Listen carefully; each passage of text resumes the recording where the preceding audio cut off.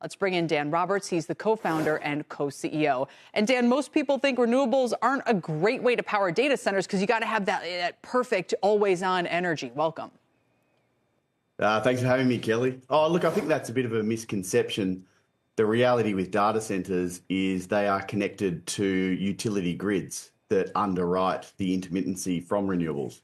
So every network is a melting pot of wind, solar, batteries, gas, etc. We're connected into the West Texas ERCOT grid, 80% renewables, but continuous 24/7 power. Got it. So you're just connecting into a grid that is 80% renewables. Is that right?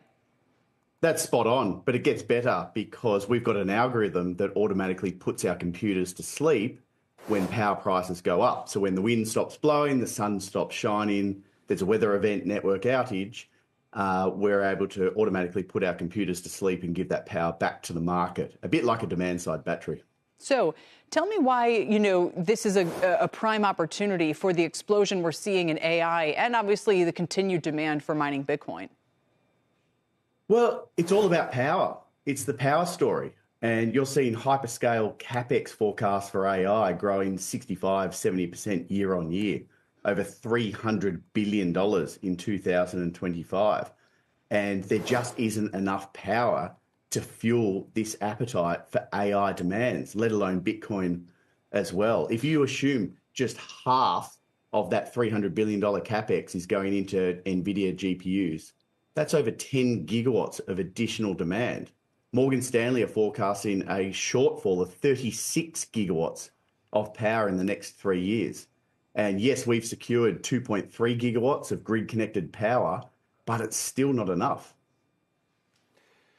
Can you explain, Dan, in plain English or plain Australian, as it may be, to the audience, because I've tried my best to do this, which is how power is different, right? Electricity is different in different places, and this idea, as cool and as revolutionary as it might be, probably would not work in Minnesota.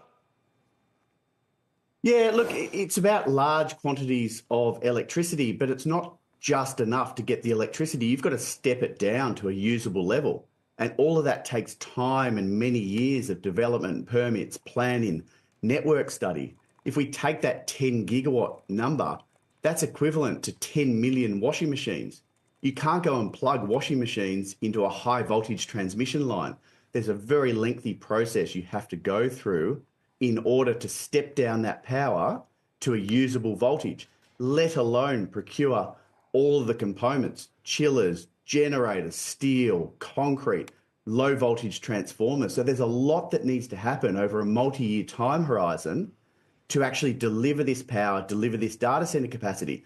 And this is at the heart of the issue. It's the dislocation between the real world and the digital world.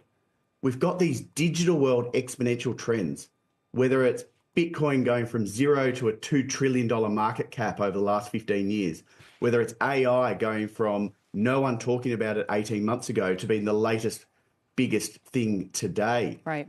These digital trends are unconstrained by the real world, but it takes time to deliver real world capacity to service these trends. Dan, what is going on in Abilene, Texas? I have not been down there. So you guys are about 40 miles from Abilene, 30 miles from Sweetwater. Abilene, of course, is the site of this 10 cluster Stargate massive supercomputer that they're building out. You're just a little bit away from. Why has this become the epicenter, as it seems like it is, of these mega data and energy plants? What's going on? It's the power. It's where the power is. In Minnesota, you can't get gigawatts of power for data centers. In Texas, it's an open network. It's an extremely large network, and the availability of power is there. So this is the story. Data centers are migrating out of metropolitan areas, away from customers to the source of low-cost renewable energy, and that's West Texas.